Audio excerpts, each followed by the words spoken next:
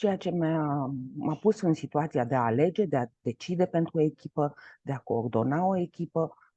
Am fost capitanul echipei și atunci a trebuit să manifest aceste aptitudini care mi le-am format pe parcurs, atât în timpul jocului, cât și în afara lui.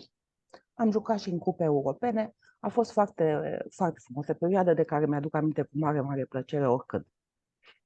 Mulțumim. Cea de-a doua întrebare vizează cariera dumneavoastră de după sportul de performanță. Cum s-a dezvoltat și evoluat cariera dumneavoastră după ce v-ați retras din sportul de performanță? Ce funcții ați deținut sau dețineți în prezent? După ce am terminat facultatea, Academia Națională de Educație Fizică și Sport, la acel moment, cadrele didactice de la catedra de basket mi-au propus să rămân asistent.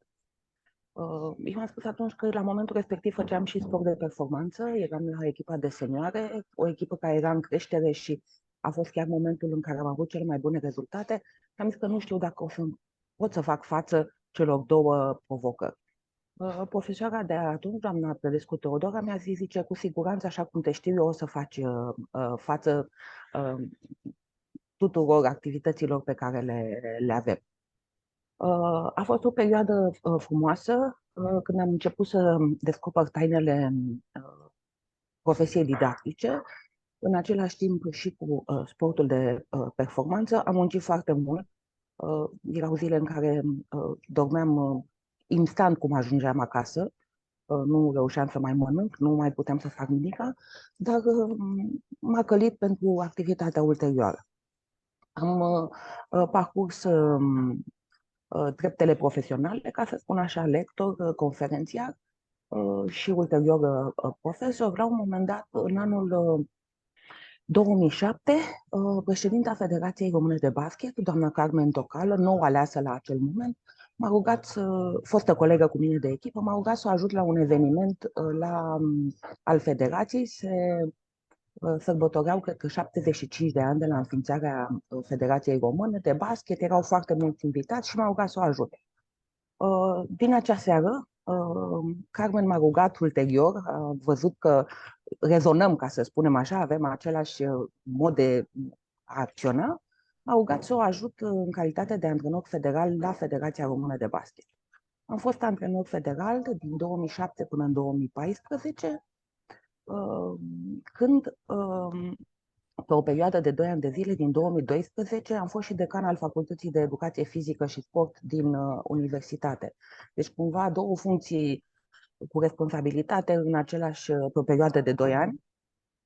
Dar am reușit să aveam experiența deja de antrenor federal și am reușit să-mi organizez toată activitatea așa cum îmi doream.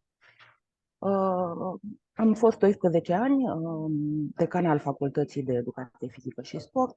Ulterior am devenit vicepreședinte al Federației Române de Basket. Sunt și în prezent în această funcție. Din acest an nu mai sunt decan, dar sunt președinte al Senatului Universității Naționale de Educație Fizică și Sport. Cam așa au fost lucrurile în cariera mea profesională din punct de vedere al funcțiilor. Niciodată nu mi le-am dorit. Sau nu m-am gândit vreodată că îmi doresc o funcție, dar așa au mers lucrurile, probabil că și modul meu de a fi, modul meu de a mă organiza și de a aborda diferite aspecte ale activității m-au făcut să ajung în aceste funcții. Cu siguranță. În continuarea interviului nostru am dorit să ne spuneți dacă dumneavoastră considerați că este mai greu pentru o femeie să acceadă în funcții de conducere în domeniul sport. Credeți că mai este valabilă acea veche concepție și anume că domeniul sport este cumva o lume a bărbaților în care femeile mai greu reușesc să ajungă în funcții de management? Sau considerați că s-a ajuns la o egalitate de gen din acest punct de vedere? Cred că trebuie numai determinare ca să reușești. Eu nu am simțit niciodată faptul că dacă sunt femeie nu pot să acced în acea funcție. Colegii m-au acceptat, și cei din federație, și cei din universitate. Nu am simțit niciodată din partea lor vreo reticență sau cumva o atitudine altfel față de mine decât față de bărbații care se aflau în diferite funcții de conducere. Cred că este vorba numai de modul în care noi abordăm discuțiile, modul în care noi ne comportăm, modul în care ne impunem, în care ne susținem punctele de vedere și până la urmă modul în care ne integrăm în toată această viață, în toată această atmosferă care are, cum să zic așa, are în vârf decizia, pentru că de fapt acesta este managerul, cel care la un moment dat trebuie să ia o decizie. Nu cred că mai este cazul la acest moment de aceste atitudini, că nu, dacă e femeie nu e bună sau nu poate să facă față. Pentru că eu, nu numai eu, și mai sunt și alte femei manageri în diferite structuri ale sportului, reușesc să facă față, sunt acceptate. Eu cred că nu mai este cazul de așa ceva. Ați putea să ne dați exemple de câteva dificultăți pe care dumneavoastră le-ați întâmpinat în domeniul sportului, atât ca sportivă cât și ulterior în funcțiile deținute, și aici nu neapărat din perspectiva de femeie, pentru că ne-a spus că nu considerați că se mai aplică acest lucru, dar ați întâmpinat anumite dificultăți de care poate ar trebui să știe și fetele care își doresc să urmeze o carieră în acest domeniu? Dificultăți, nu le-aș spune dificultăți, pentru că eu întotdeauna în momentul în care sunt pus în fața unui lucru mai deosebit, așa îl iau ca o provocare, nu ca o dificultate.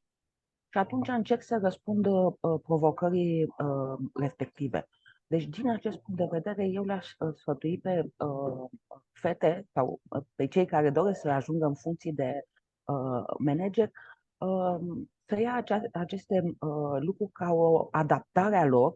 Da? Deci dacă apare o situație diferită sau dificilă, care pare dificilă la un moment dat, să ia această situație ca o șansă de a se adapta la o nouă situație.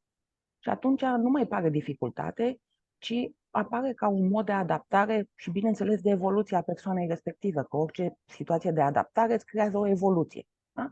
Atunci e vorba numai de dezvoltare personală și de a face față anumitor situații.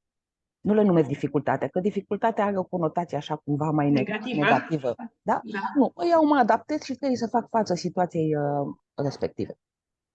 În finalul interviului nostru, vă rugăm să ne oferiți, dacă puteți, câteva sfaturi pentru fetele care își doresc să aibă o carieră în domeniu. Poate să ne spuneți ce considerați că ar trebui să facă, ce competențe să-și dezvolte, ce studii să parcurgă, ce considerați dumneavoastră că este important să faci ca femeie pentru a reuși în domeniul sport.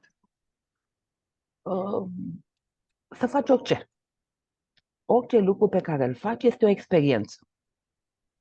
Poate nu vă vine să credeți, dar am cărat apă, am imprimat echipament, am comandat echipament, am făcut caiete de sarcini. La federație mă refer, că acela a fost momentul în care eu am debutat în această activitate. Am făcut programe de antrenament în același timp, am făcut scouting, am făcut orice era nevoie pentru ca echipa de care mă ocupam eu sau lotul de care mă ocupam să aibă tot ceea ce îi trebuie și să se pregătească la cele mai bune condiții și, de asemenea, mi-am adus aportul în realizarea programelor de pregătire. Din orice lucru pe care l-am făcut, am avut o experiență, am căpătat ceva, am avut o cunoștință.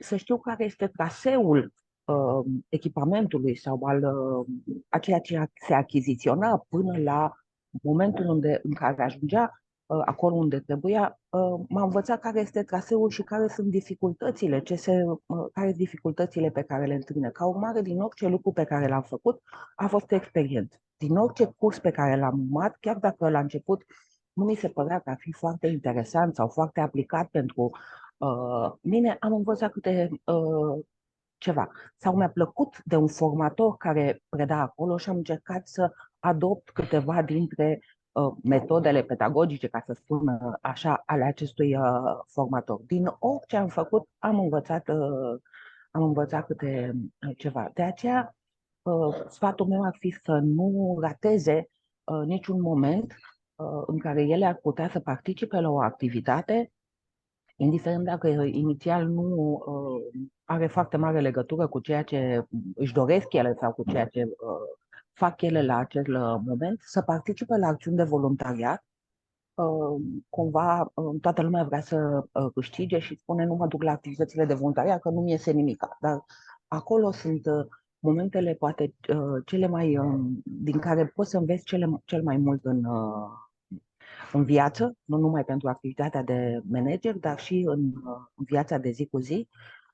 Și atunci eu asta le-aș sfătui pe fetele care își doresc acest lucru să participe la orice cu plăcere.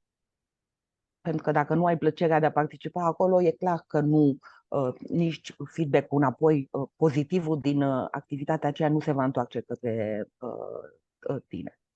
Orice moment e important în viață și câștigi câte ceva din el. Vă mulțumesc foarte mult, a fost o plăcere să vă ascult și să discut cu dumneavoastră. Vă mulțumesc pentru faptul că ați fost un exemplu mereu pentru noi cadre didactice și pentru contribuția și influența pe care ați avut-o pentru cariera mea personală. Mulțumesc și eu, Sonia, și sper că dintre fetele care au participat la aceste cursuri în cadrul proiectelor, una, două, trei vor veni la noi și la mine și la tine. Da. Și le vom putea sfătui ce trebuie să facă mai departe. Îmi doresc acest lucru, întotdeauna mi-a plăcut să dăruiesc și să sfătuiesc pe oricine a venit la mine. Mult și lucrul succes acesta în se continuare, simte. ai o carieră Mulțumim. înainte. Mult succes și ție în continuare. Și mulțumesc mult pentru acest interviu. Mulțumim.